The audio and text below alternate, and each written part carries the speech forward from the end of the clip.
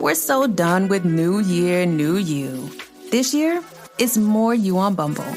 More of you shamelessly sending playlists, especially that one filled with show tunes. More of you finding Geminis because you know you always like them. More of you dating with intention because you know what you want. And you know what? We love that for you. Someone else will too. Be more you this year and find them on Bumble. Because they know after having failed at multiple things that the failure isn't the worst part. The worst part is like never going after it in the first place. That's where I have my regrets. Welcome to the No Guilt Mom podcast. I'm your host, Joanne Crone, joined here by the lovely Bree Tucker. Yo, yo, yo, what's up, what's up? Trying out new ones, Bree, huh? Yo, yo, yo. Yes, I am. You gotta I don't know. 2025 is going to be a year of transformation for me. And you know what? Hold me accountable to that.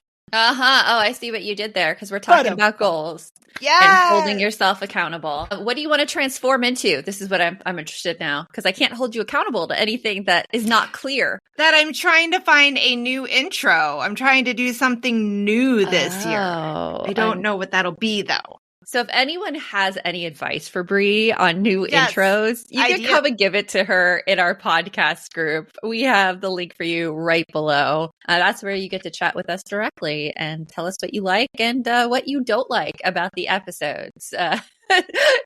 Oh, geez. For our own mental health, I'll take a work on and a compliment over you suck and quit telling women to stop doing their job. And that is kind of what we see in our comments sometimes. Yeah, it's funny, stings a bit. It doesn't hurt me.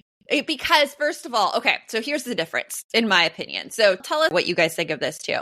When I see things like that, I feel like that person must have a horrible, unhappy life. So needs to go and make fun of or reduce some woman on the internet who looks like she's happy, and maybe he can knock her down a peg to make him life feel a little better. At least I think this may be how I am mentally dealing with the onslaught of comments like that. Because they are because that's how I deal with it. Yeah, we want you guys to know that, oh my gosh, it is possible to do that and to also have a happy partner and a happy family. You don't have to what's the word I'm looking for? I was going to say forgate, but I don't think that's a word. Okay, we're opening up the Bree dictionary. You don't have to forgate happiness. Forgate happiness, like don't know. Neglect, negate. I think you want negate and forget, and you want to combine that. I do. So that's your made up word. Forgate. I do. Yes. I do. Yeah, you guys are really seeing behind the curtains here, Bree. Yeah. Yeah. Can I just say that the behind the curtains Bree is the best part of Bree? It is. It's a part I get to see all the time. It's the funnest part. Nobody wants people who are perfect. No one wants that. Well, the other thing is I come with my own little translation station where people have to figure out what I'm trying to say. You know what's really funny? So we had a birthday dinner for me at Brickyard, which is a great restaurant in Chandler, one of my favorites. Oh my gosh. Josh and I went back this past weekend, had the gnocchi, the blue cheese gnocchi again. It's the best dish ever. Anyways, we were talking about the last time we were there, which was my birthday. And it was you and me and Shayna and Josh. And he knows that you, me, and Shayna, we all have ADHD. And he's like, watching your guys' conversation made me realize I do not have ADHD. And I'm like, really? What were the factors? I'm curious now. The speed in which we could switch topics and yet know exactly where we were in the conversation was astounding to him. He was lost the entire time. Oh, my husband believes he is on the spectrum as well, and I will not. From my past experience working in the field of early intervention and disabilities, I will not disagree with that inclination that my husband has. So I'll have to ask him what he thinks when we have conversations. I will say, there are quite a few times where I have to pause and go, "Are you still with me?" And he'll be like, "Go back to this." Okay. Sometimes I'll be, okay, I know this is out of left field that I'm saying this, but here's how I got here. You said this, which made me think of this, which made me think of this, and now we're here. That's how we're. And there's always a path. There's always a path. It just works very, very quickly. It works very quickly. But today we're not talking about ADHD, even though that's a part of our lives forever. And I think that noticing ADHD and noticing your tendency and how you tend to interact with the world is actually really important when you're talking about goals, because a lot of the traditional goal processes have failed me in the past. They don't work. Yeah. No. And I felt a lot of shame, like, oh my gosh, it's me. I can't hit my goals. But really, it's just not meant to work with my brain. Yeah. It's that your brain is not wired that way. Yep. And we have a process that actually works for so many of our balanced members' brains. It's a combination of what we call rainbow planning and a combination of making a dream goal as well as going for your BHAG. And we're specifically talking today about how, once you have a goal, how you can keep yourself accountable to it. And so with that, let's get on with the show. You want mom life to be easier. That's our goal too. Our mission is to raise more self-sufficient and independent kids, and we're going to have fun doing it. We're going to help you delegate and step back.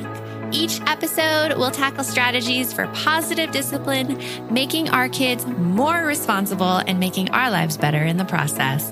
Welcome to the No Guilt Mom Podcast.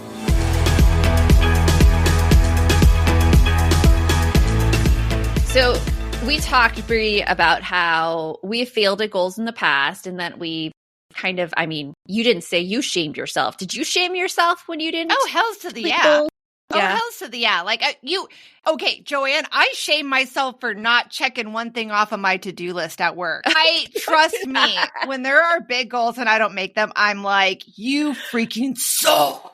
But hey, and then at the same time, I swear to God, I do have two little beans on my shoulders. One that's like, you freaking suck. And the other one's got, it's okay. You're amazing. They fight all the time. I don't know if I have the you're amazing. I have a you're so smart person. And then I have, ooh, what's going on over here? But when we're talking about goals, like there has been goals in my life I have not reached. That I've quit. That I've absolutely quit. And I haven't given myself crap about that, because one of my big character traits I think I'm really good at is persistence. Like I will not make something once and I'll go after it again, and then I'll go after it again, and then I'll go after it again. So when I drop a goal, it's really like not aligned with anything I want to do anymore. Part of that is working in the entertainment industry in Los Angeles. Mm-hmm. For my whole life, I loved TV. I loved movies. I was one of those people who you could look at an actor in a movie and I could play that 6 Degrees of Kevin Bacon game, but not for Kevin Bacon, for like any single actor, and connect them to like another actor. Okay, that's a super talent, I think. We need you at all of the trivia parties. I'm not really good at it anymore, because that was my interest in high school. I would see a movie and then I'd look at the entire cast list, and then I still do this to some extent. I just don't have as much time to watch as much TV and movies as I used to. But I would like follow the trail, be like, oh, what have they been in? What have they been in? What have they been in? And I wanted to work in that world for so long. And when I got my first like professional job in that world, which was working at Endeavor, a talent agency in Beverly Hills, now Endeavor William Morris, I have dreams of being represented by them someday, and like walking into that office and being like, I was an assistant here. Hello, old boss. Desk. How are you? Did you know? Oh, you're working for me now? Oh, that's really cool. I love it. I love it. Someday, guys, mark my words, someday it's going to happen. But I remember me and another mailroom person, her name was Jen. We were talking to one of the agents, and I'll mention this agent by name because it's not a bad story. Greg Siegel. He used to be the tree at Stanford. When he went to Stanford, he was the mascot, which is a tree, guys. It's a tree? I did not know Stanford's mascot is a tree. Yes. Wow. So he was saying, like most people who come into this business are gone within 5 years. And I heard that at the time. I'm like, not me. I'm not going to be gone within 5 years. I started in 2002. I decided to leave in 2006. So I made it 4 years in the business. But when I decided to leave, it was just because I didn't feel the joy of it. It was so money related. It was a bit more of a boys club now. I hope that has changed. I mean, the Me Too movement has happened since I've been in Hollywood, but Total boys club, not many women I'm seeing represented in the high level CEO positions. I actually had a mentor. There was a great organization called Step Up Women's Network, which put me with a mentor who worked at ABC. And she took me out to dinner and she was lovely. Channing. She became president of ABC. She's amazing. My gosh. I don't know where she is now. I should look her up. But I was just in there. And when I got laid off from the company I worked for, and it was like a big 20-person layoff, and that was a small company, maybe like 60 in the whole company. It was a big layoff. I had no desire to go after it anymore. I went to that one Warner Brothers interview that I talk about all the time. Mm-hmm. And after that one, I'm just not into this. I can't talk about this anymore. I can't pretend I care about it anymore. I'm seeing people act a certain way, and I just don't want to be that way. I want more heart in my business. I want more heart in my life. Mm-hmm. And that's when I decided to go back and be a teacher and quit the whole thing. So that was one goal I didn't reach because I didn't have the heart anymore in it. Yeah. I love that story because it has so much depth. Mine is more shallow, and I'm going to share mine with you guys right after this break. Flex your business with an American Express Business Gold Card. You'll earn 4 times membership rewards points on your top 2 eligible spending categories, like transit and electronics, each month, on up to $150K in combined purchases per year. Plus, you can now earn 3 times membership rewards points on flights and prepaid hotels booked on AmexTravel.com. Terms and points cap apply. Learn more at americanexpress.com/business-gold. Amex Business Gold, built for business by American Express. This episode is brought to you by Indeed. When your computer breaks, you don't wait for it to magically start working again. You fix the problem. So why wait to hire the people your company desperately needs? Use Indeed's sponsored jobs to hire top talent fast. And even better, you only pay for results. There's no need to wait. Speed up your hiring with a $75 sponsored job credit at Indeed.com/podcast. Terms and conditions apply. Are you a parent in need of a laugh and a little escape? Look no further.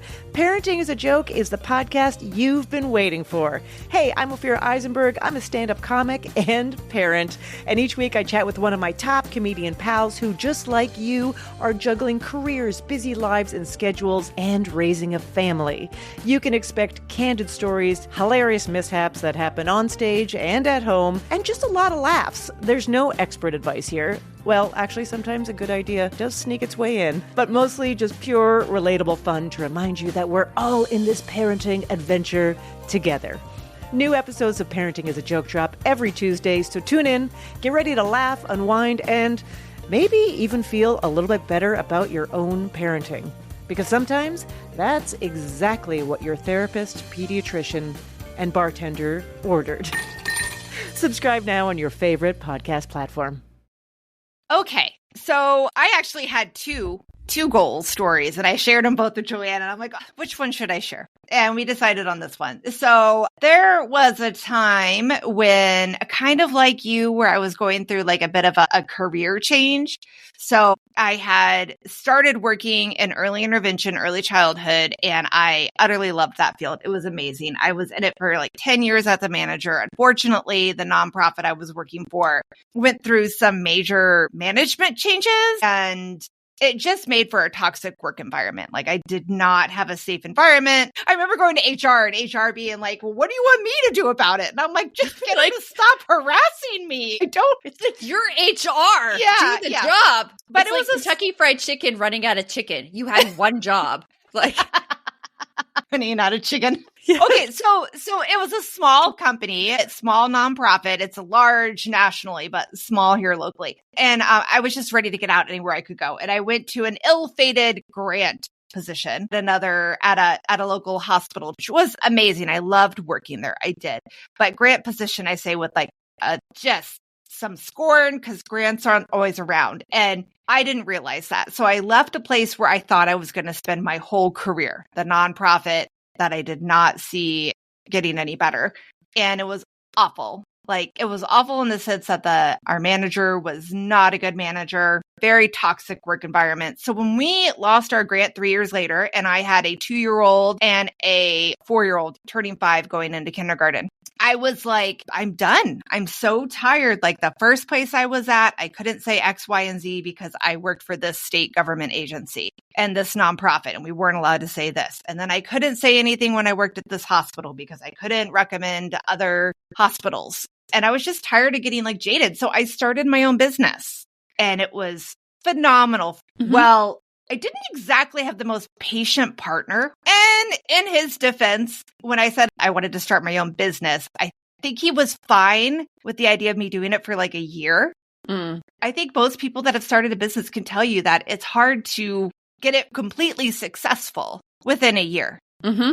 So I did not make it, but I tried. I held on to that dream for 3-4 years. I did parent education for 0 to 5. I loved being my own boss, and I loved being able to support others. But I didn't have supports. Like, my sister was there, so she had her own business. And so when my husband at the time started like knocking on the door, being like, hey, did you enjoy your hobby? It's time to get back to a real 9 to 5. I buckled. I didn't have what I needed to be able to stay accountable or to be able to articulate what I was doing. And so I had to let that dream die. And that was probably the biggest dream I have had, the biggest goal I have tried to do in my life. And it crashed, and it was hard to come back from those. It is. So, yeah. But both of us talked about reasons why both of our goals failed and what we learned from it. So I didn't have the heart in it anymore. You didn't have the support in place to support you through the hard stuff. Yep. And I think both of us can benefit actually from the last one that we're going to share, but we're going to share these with you in order. So the first tip we have, the easy way to get accountability for your goals, and this is something we actually do in our balance community with our value assessment, is look at your values. Look at what you hold dear to you, because it is different for every single person out there. Like, what I value isn't what people that I was working with valued in the entertainment industry. Yep. And that's where it got a little hairy for me. I didn't want to make the most money. I just wanted to be with people and have fun and create. Yeah. Like, and I think that's a big thing. I think a lot of us, when we're picking goals, we go with like what's popular. And I don't mean it in a bad way. It's kind of like, okay, bear with me. This is going to be a stretch on this metaphor. It's kind of like trying on the season's newest outfits. It looks really dang good on that model, that mannequin there at the storefront with all that stuff. But then when I put it on my body, why does it look like I'm wearing a potato sack? Like, I don't get it. And like, I think that's how it is sometimes with these goals. I'll see somebody has a goal of like, oh, I'm going to have financial freedom by paying off all my credit cards in 1 year. I can do it. Or I'm going to start eating clean, nothing like foreign in my food. But that's not, like you just said, that's not really something that gets you excited and passionate. You're like, yeah, I'd like to eat better. It's like we look at the outcome of the goal and we think about how we'll feel when that goal is accomplished. Like eating clean, oh my gosh, I'll feel so great. And people will be like, whoa, look at her. She's completely changed how she looks. And like, you think about all those outcomes, but you don't realize the amount of time it takes when you're actually going forward to achieve that goal. Well, not only the time, but if it's not something that resonates with you, how are you going to keep up that motivation? Well, yeah. And what I mean by time is that, you know, it is so long that you are working towards it, and the period that you accomplish it is so short that it has to be something that really excites you during the journey and during the process. Else you're going to give up. It's not going to be worth it. Right. You are exactly right. Like, if you don't have that personal tie-in, then it just isn't. It isn't. Light your fire. Come on, baby, light your fire. Sorry. Something I learned in Hollywood is that I have a huge need for significance. And I have to say, like, being in that job and talking to my friends back home and being like, yes, I work in Hollywood. Even now, I mean, I bring it up all the time. Why? Because it's cool. And I feel cool talking about it. And that, I think, is what initially attracted. But then when I got into the actual business, the actual business didn't interest me as much. Some parts of it did. I liked talking to some of the people. Some of the people were not great, but some of the people were good. And, you go through that. And I think that brings us into the next thing that you need to get accountability through your goals. And we're going to get into that right after this. When it comes to raising kids, there's so much to consider. Things like, what do we feed them? When do we feed them? How do they sleep? What does it look like to raise kind kids? How does their nervous system work? How do I keep myself calm? What are my triggers? There's so much that comes into play, and we are distilling all of that information for you at Voices of Your Village podcast, where we bring experts in the field of early childhood and education and psychology and across the board so that you don't have to comb the internet for information. You get to show up and hang out and have shame-free, judgment-free conversations and insights into what it looks like to raise kind, empathetic, emotionally intelligent humans. I'm Alyssa Blask Campbell. I have a master's degree in early childhood education. I'm a mom of 2, and I am walking this journey right alongside you doing this work. Come hang out with me at Voices of Your Village, and we can dive into real conversations with actionable tips. Hey friends, if you're facing divorce, thinking about it, or navigating the chaos it can bring, I've got something just for you. I'm Kate Anthony, and I host the New York Times recommended The Divorce Survival Guide podcast, your one-stop resource for surviving and thriving through divorce. Each week, we dive into everything from emotional healing and co-parenting to legal strategies and starting over. You'll hear from top experts, powerful guest stories, and maybe a little tough love along the way. Because divorce, it's hard, but you don't have to do it alone. This isn't just about getting through it. It's about rebuilding and reclaiming your life on the other side. Whether you're in the middle of a messy split or planning your next chapter, I've got your back. So hit that follow button and join me on the Divorce Survival Guide podcast, because survival isn't the end, it's just the beginning.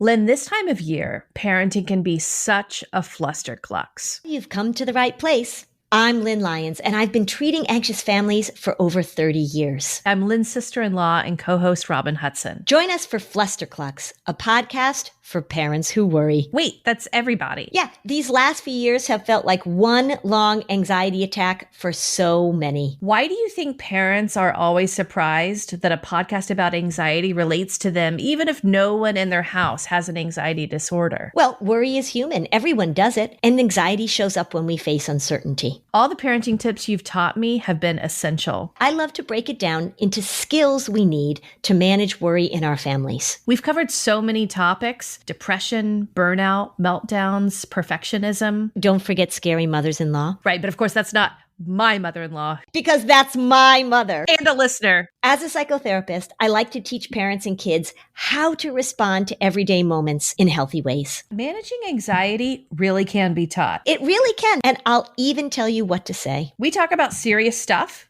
but without being too serious. Anxiety wants everything serious. Anxiety doesn't stand a chance when we're laughing, even about the tough stuff. The next thing that you need to get accountability through your goals is community. Yes. So important. I think that you and I were talking about that before, about how you've started working out recently and you were doing workouts at home. And then you started going to a Pilates studio and working out there. And you forgot how much you enjoy the personal connection, that community. While you're around other people. It's funny because like yesterday I went to Pilates and I go in the middle of the day because I find like right after lunch I tend to hit like a tired peak where I don't even want to think and I can't think. Yeah. I'm like, might as well work out then. So I went to Pilates and I was just sitting there on my reformer before class. And I'm like, so guys, like I'm alone in my house all day. Who wants to talk to me? Because everyone else is very quiet and in their own little worlds. And I'm here to be like, yeah, let me tell you a story about how I bought a hoodie for my dog. Like it's helpful to have other people that are either on that same journey with you or that at least have that connection. And one of the things that we noted on there is about shadow working and meetups. And I think that's huge. You can tell when I'm starting to get a little bit feeling lonely, I'll be like, hey, you want to meet up and like go work at the coffee shop in the morning? Which is a lot. No, this is Brie. Joanne, I feel like we need a whole day together where like I understand exactly what you're talking about. Like a whole day. Well, I think part of it is I'm very visual, am I not? Yes. And like and you can tell conversations go a whole lot smoother when we're together in person than when we're trying to communicate. Even on this, where we can see each other because we record everything with video, I still get lost in translation. So I do. I get lost and then I don't know what's happening and then I start freaking out. Well, it's like a community is so important. And like, I think it bears to note that you don't need to be working on the same goals with your community. You could just be a community who is working on your own things, but are going through similar hard things. I belong to a lot of communities of just female entrepreneurs and we don't have the same businesses. In fact, like one of my good friends I talk to a lot is Shelby, who runs homesteading. And it's like, it's nothing really to do with parenting advice, except that it is a business and it's good to like talk with other people about that. It's like what you were saying, how you just didn't have the support around you. Yeah. And I think that it's also important to, like you said, you have the support, you have others. And I want to say accountability, because being able to share with somebody else the very vulnerable parts of your plans, because yes, you might not succeed in them. And saying them out loud makes that failure real, the possibility of failure real, but it also makes the possibility of having a win and a gain real as well. So it's kind of like that. You can't have the bad without the good. Like, and accountability isn't bad. It's just about telling somebody you're going to do something and then they help check in on you. Maybe they'll help with like brainstorming as well. Like there's a lot of things you can get out of accountability. You said something that like sparked something in me. You said like there's a vulnerability in it, a failure.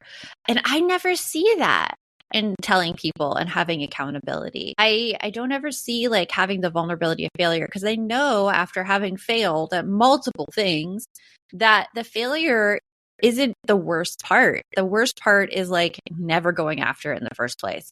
That's where I have my regrets, never going after it. Because if I fail, you know what? It's like what they say, failure is one more thing to learn, or one more like way to learn. Oh, there was that. Yeah. But wasn't there that thing about Thomas Edison came up so many ways to not build a light bulb, but only needed one way to make it work. Yeah. Well, failure, I don't feel like I ever fail unless I give up. And even when I give up, I don't feel like I fail because my heart wasn't in it then. I see failure as such a temporary thing and such a temporary state. It's like when we do launches here at No Guilt Mom and we're like, well, that wasn't so great. Okay, what can we do differently this time? Okay, let's go after it this time. Here's what a launch looks like behind the scenes of No Guilt Mom, just to kind of give you guys a little bit of comicalness, because I think you can already tell from this episode that I am very much the one who likes to stay, quote unquote, safe. So a launch, Joanne comes in, hits the buzzer. I got an awesome idea, guys. We're going to do X, Y, and Z. And it's still going, lights are all going off in the back. And we're going to do it in 3 days. Bree turns white and then starts running around for her floaties, her whistle. Where's my survival pack? I got to put everything on. And Joanne's still like just there, like, don't worry, we can swim in our clothes. It's all good. Let's just dive right into this. And I'm like, it's all good. It's all good. I have a waterproof holder for my phone. I need everything to work fine before I touch. Oh, what if the water's cold? Right? Figure it out. That's behind. And Joanne's like, give me your hand. We'll do it together. Then we jump. And I've got my little floaties and I'm like doggy paddling in the middle of the ocean and she's just making great strides. Well, it's one of those things where when you try something, like make it big and figure it out along the way, because that is like the fastest way to get there. And like part of me is like, never give up, never surrender. I mean, I could tell you like, never give up. Our podcast here is a great example of that. So like we started this podcast 4 years ago, right? In the middle of pandemic, 2020. Yeah. Bree had just come on No Guilt Mom. I'm like, Bree, guess what? We're going to do a podcast. And I'd never talked to her about this before anything. And she's like, okay. And New it's things. not the easiest thing to start a podcast and to get people to listen to the podcast and to build a community over the podcast. And like a year into the podcast, we're like, well, we have like 3,000 a month in downloads and womp womp. Like it was still pretty low, but we just didn't give up. I mean, it wasn't any sort of like, hey, like, oh yeah, we have this plan. We're going to go this, and that'll get us to the destination. And I mean, we had those ideas. We're like, oh, we could, let's try this. Let's try this. Let's try this. And it's like the throwing spaghetti at the wall and they don't work and they don't work and they don't work and they don't work. And then finally you get like these lucky scenarios that appear for you and that lead you in the direction. But like that would have never happened if we had quit and given up. I mean, I could tell you our turning points in this podcast. The first turning point was Jess Leahy, who we talk about in actually the rerun of her episode.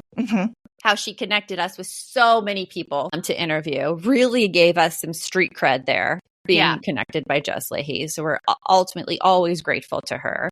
And Amy and Margaret from What Fresh Hell, they also appeared as life rafts for us. We talked to Margaret in the lobby of the hotel down in LA where Mom 2.0 was, and they were starting this ad company. And they're like, yeah, you need at least like 50,000 downloads. And we're like, 5,000. Womp, womp. But at least there's a number. But they told us, hey, like, you know, here are some things we tried. Yeah. And we found a community with all that. And that community is what helped us like continue on. And that's something that is huge. You need that support and community and just to keep going. We do. And what's the third thing that we're recommending to everybody today? Well, we talk a lot about the gap and the gain in balance. And it was in a book by Dr. Benjamin Hardy. The book is actually called The Gap and the Gain. But it's basically how to keep yourself motivated through everything. Because going back to like this podcast, for instance, because it's an easy thing to talk about because you listening to it know exactly what it is. If Bree and I had always compared ourselves against like the top of the charts, and we're still not the top of the charts, we're still working towards that, we would get deflated pretty dang quickly. We'd be like, there is no hope for us. Like we could never achieve those levels of those people. Why even try? Versus when we look back and we're like, my gosh, we started this 4 years ago with like nothing. And look who we've met since then. Look what like we've achieved since then. Look at like the people like we've affected since then. Those two scenarios are just a choice you have to make. One, you're thinking in gap, which is comparing yourself to everybody who's higher than you and like this imaginary horizon. That's really what makes you think like there's no use. You keep looking at how big that gap is. Yeah. Yeah. Versus looking at the gain, which is how far we've come along and comparing it to our own growth. And when you look at the gain, you're like, whoa, like I never thought I would be here. Like we've achieved quite a lot in that short amount of time. And that's what propels you to keep going. So look back at like your history and what you've overcome and where you've been. That's going to give you more strength than seeing the gap, which you will just deflate you. So you need to live in the gain as much as possible. Instead of looking at how far you have to go and focusing on that part. And that's I mean, it's fine to acknowledge it. It is I mean, right? Because you can't come up with a plan if you don't know where you need to end. But give yourself some peace. Like I looked up, you want to know, like take a wild stab how many podcasts there are in the United States. Ever? Like, or just the parenting category? Right now, like how many there are podcasts? I think I've seen this number. I think it's something like over 100,000. Estimation is 3 to 4 million. What? Oh my gosh, that's a lot of podcasts. That's what Google gave me as I looked it up really fast. Theoretically, there's anywhere between 3 to 4 million podcasts going on right now in the United States. And if we were to look at like what it would take to be like number one, that is a bit much. But we've been on the top 100, we've been on top 50. We are proud of that shiznit because we have worked our booties off and we have built a community and we continue to grow and to see ourselves in the game. Yes. Because we're making it. Yeah. So to get accountability for your goals, just keep in mind and find, do your goals really align with your values and what you really want? Versus, I use this all the time because this does not align with my values, having a perfectly clean environment or house or everything perfectly under control, not align with my values. I am chaos and I'm accepting my chaos, but it's a fun chaos. It's a controlled chaos, but that's not important to me. So I will never achieve that goal. I will never achieve it. Identifying what's important. That is huge, huge, huge. Yes. And then second, the community that'll support you through all of the struggle and the challenges and also be there to celebrate with you your wins. Make sure your community is there to celebrate the wins, because if they're not, they're a toxic community. They are. True. True that. Like if they won't give you a sticker because you didn't earn this week, then that may not be the best. I mean, I can give you an example of toxic behavior like that, and it comes from family, but it's not my family. It's one of my daughter's friends' families who she posted publicly that she goes to her grandma's house, and her grandma's like, what are you getting right now in school? Like, what's your GPA? And she's like, it's like a like grandma said, oh yeah, when I had all A's and B's in school, what did you have? And this person's like, oh, it's like a 4.0. And grandma goes, oh, grades aren't that important anyways. Like, why are you so bragging about it? Like, toxic. Toxic. Yes, do not fall for that community. Don't fall for that community. Embracing community. And then what's tip number 3? And then live in the gain. Live in the gain. So if you feel like listening to this episode, first of all, you were able to get through all of our squirrel, shiny object, tiny object. Because I feel like that kind of came accurate ADHD diagnostic tool there is out here. If you're able to follow that, you might have ADHD. No. But if you found that sounds good and you're like, this is what I need, that is the environment that we provide for you in Balance. We have a link in the show notes below. Yeah, but we hope that this episode brought you a lot of information, even if you don't decide to join us in Balance. And we want to hear your goals. Come and share them with us in our podcast group. That link is right under here in the show notes. It's where we get to talk with you, we get to have fun conversations. Come join it. And until next time, remember, the best mom's a happy mom. Take care of you. We'll talk to you later. Thanks for stopping by.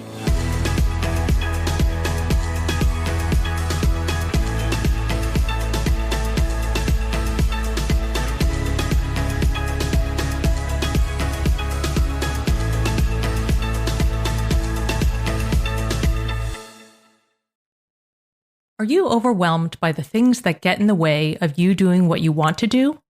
Are you looking for ways to simplify life to better align with your values? Do you want to create space in your schedule so you have room for more of the good stuff? Play, joy, relationships, gratitude, and more?